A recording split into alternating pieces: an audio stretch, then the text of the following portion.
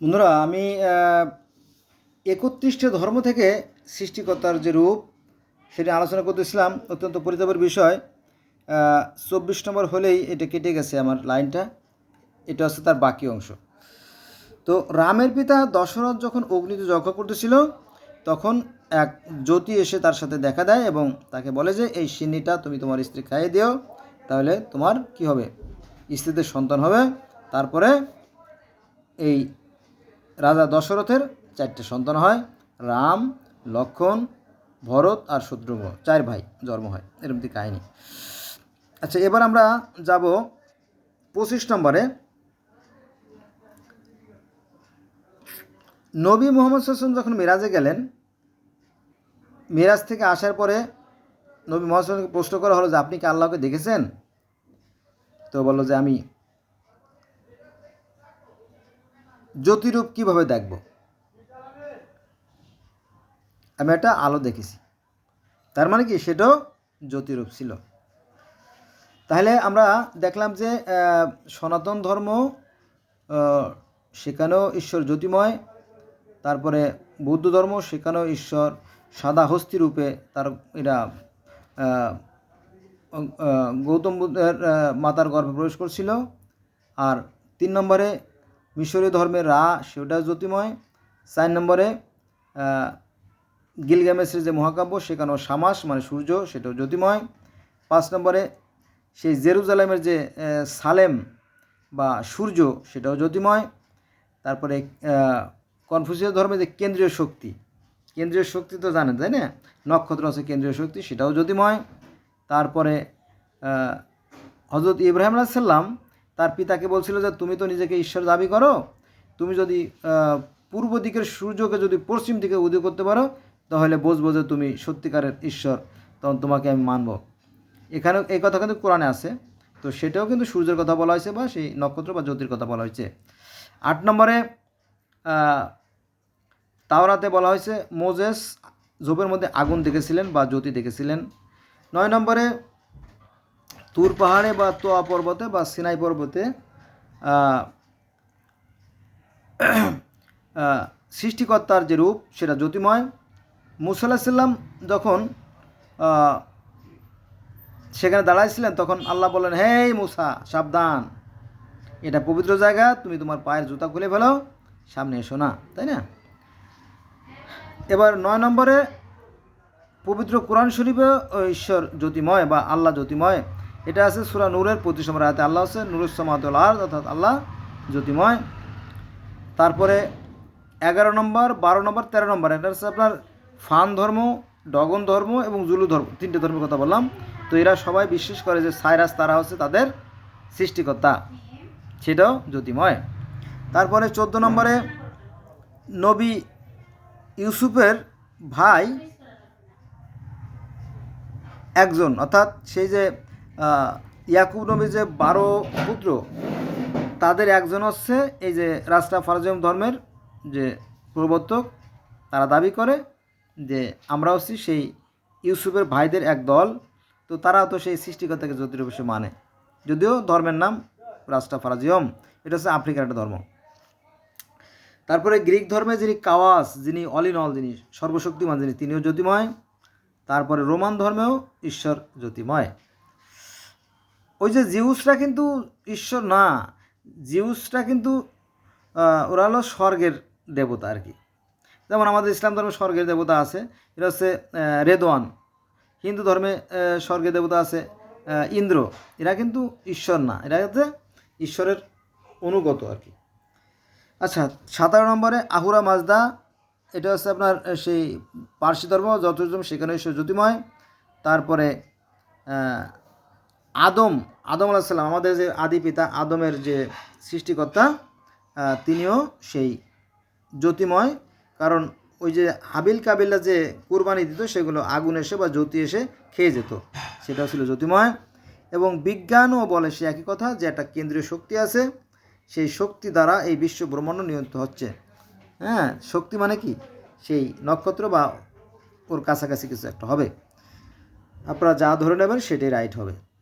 20 নম্বরে অতিকায় এক জ্যোতি, ওই যে জর্দান নদীর যখন ঈসা আলাইহিস সালাম গোসল করতে গেলেন তখন এক জ্যোতি এসে তার সাথে দেখা করে যায়, কথা বলে যায়, সেটাও ছিল জ্যোতিময় এবং ঈশ্বরের রূপও জ্যোতিময় বাইবেলে।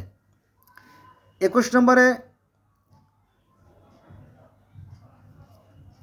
ওই যে কুরুক্ষেত্রের যুদ্ধের সময় অর্জুন শ্রীকৃষ্ণ বলে যে আমি ঈশ্বরের রূপ দেখতে চাই, তখন দেখলো সহস্র সূর্যের ন্যায় জ্যোতিময়, সেটাও জ্যোতিময়।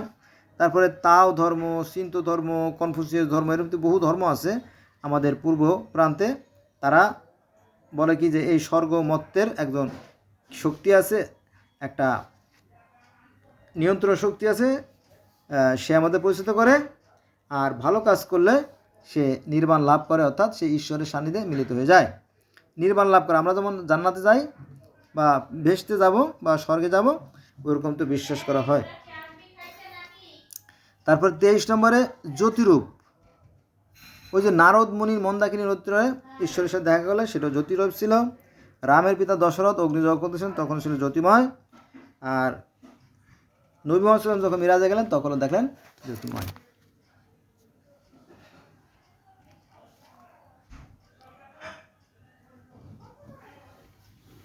এবার 26 নম্বরে চলে আসছে আমরা। মুসাকে তুর পাহাড়ে কিতাব দান করেন, মনে আছে? হযরত মুসা আলাইহিস সালাম বা মোজেস যাই বলেন, যে তুর পাহাড়ে যখন তাকে ডাকা হয়, ওই যে কিতাব দেয়, তাকে বলা হয় ফলক, দুটো ফলক। এটা কিন্তু কোরআনে আছে, কোরআনে দুটো ফলকের কথা বলা আছে, যে মুসাকে আল্লাহ পাক স্বর্গ থেকে পাথরে বাণী লিখে, স্বর্গীয় পাথরে খোদাই করা বাণী লিখে সেই তুর পাহাড়ে মুসা আলাইহিসকে দিয়েছিল। একথা কোরআনে আছে, তাওরাতে আছে, জবুরে আছে, বাইবেলে আছে, সব জায়গায় আছে এই এই এই কথা। তো সেখানে আমরা দেখি যে ঈশ্বর জ্যোতিময়। তারপরে প্রহ্লাদ মহাজন, হ্যাঁ প্রহ্লাদ মহাজন হলো, আচ্ছা আচ্ছা আচ্ছা, এখানে একটা আমার মনে আসতেছিল না। আমরা যদি সনাতন ধর্ম বা হিন্দু ধর্ম দেখি, তাহলে ওই যে স্বর্গের দ্বার রক্ষক ছিল দুই ভাই, জয় বিজয়, তারা একটু বেয়াদবি করে ফেলে, পরে তাদের পানিশমেন্ট হিসেবে পৃথিবীতে মনুষ্যকুলে জন্ম নিতে হয়। হিরণ্যকশিপু হিসেবে এক ভাই হিরণ্যক্ষ আর এক ভাই হিরণ্যকশিপু, দুই ভাই পৃথিবীতে জন্ম নেয়। পরে তারা আবার পৃথিবীতে অত্যাচারী হয়ে যায়, পরে তাদেরকে সাহায্য করার জন্য তাদেরই ঘরে এক জন্ম হয় প্রহ্লাদ মহাজন। এই প্রহ্লাদ মহাজন দিবারাত্রি শুধু সেই হরি হরি বলতো, হরি হরি হরি, হরির পর হরি বসে থায়, হরিকে দেখিয়া হরি হরিতে লুকায়, হরি সর্বোচ্চ বিরাজমান, হরি সর্বোচ্চ বিরাজমান, এটাও সনাতনের কথা। এই প্রহ্লাদ মহাজন দিবারাত্রি হরি হরি বলতো, সেই হরিও জ্যোতিময়, নিরাকার, অশরী, ন তস্যি প্রতিমা অস্তি, তার কোনো প্রতিমূর্তি নাই। এবার আমরা চলে যাবো 28 নম্বরে, কামি।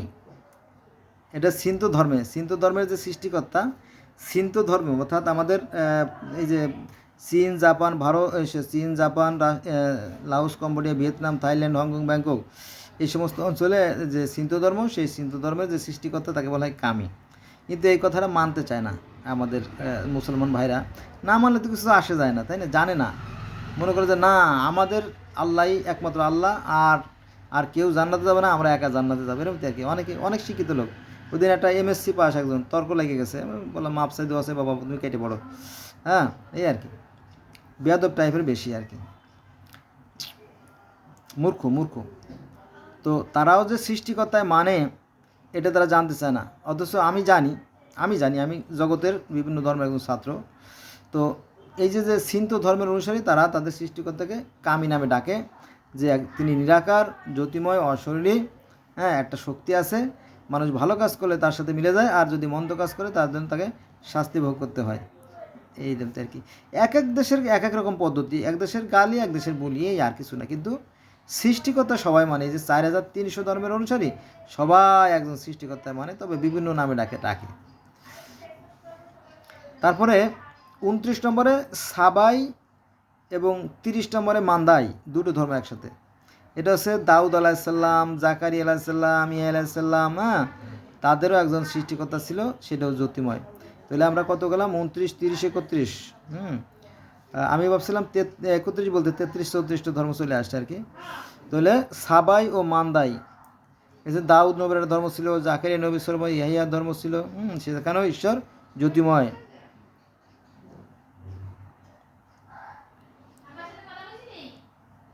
তারপরে 32-এ আপনার আফ্রিকার আরও কিছু ধর্ম আছে, তারা বিশ্বাস করে যে উপরে স্বর্গ আর নিচে পৃথিবী চামড়ার সিঁড়ি দ্বারা যুক্ত ছিল। হ্যাঁ, তো মানুষ সারাদিন কাজ শেষ করে স্বর্গে যেত এবং সেখানে নাচা গানা আনন্দ ফুর্তি করা হতো, কিন্তু একবার একটা হায়ানা ওই চামড়ার সিঁড়িতে চাটা দেয়, ফলে স্বর্গ থেকে পৃথিবী বিচ্ছিন্ন হয়ে যায়। এটা আফ্রিকার একটা ধর্মে এই কাহিনীগুলো বর্ণনা করা আছে, সেখানেও ঈশ্বর জ্যোতির্ময়। তারপরে রাশিয়ার সাইবেরিয়া অঞ্চলে একটা ধর্ম আছে, তার নাম বলে সামানিজম। সেই ধর্মের নাম আছে সামানিজম। তারা কি করে জানেন? আল্লাহকে হাজির করে, হাজির নাজির করে, প্রেজেন্ট মানে অলমাইটি ক্রিয়েটর বি প্রেজেন্ট, মানে অলমাইটি